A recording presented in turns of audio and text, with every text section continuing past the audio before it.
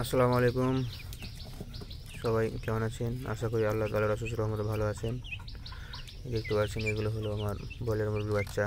আজকে তাদের বয়স হলো 8 দিন। আলহামদুলিল্লাহ, আমি 19 পিস বাচ্চা নিয়েছিলাম নিজে পালন করব বলে।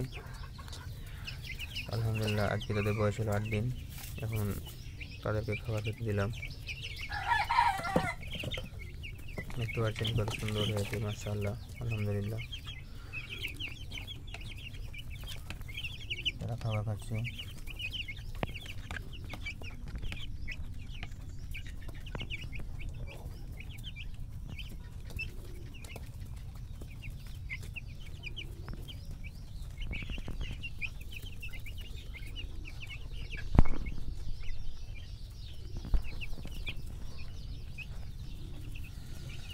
সব বসে বসে খাবার খাচ্ছে, সব ক্লান্ত হয়ে গেছে খাবার খেয়ে।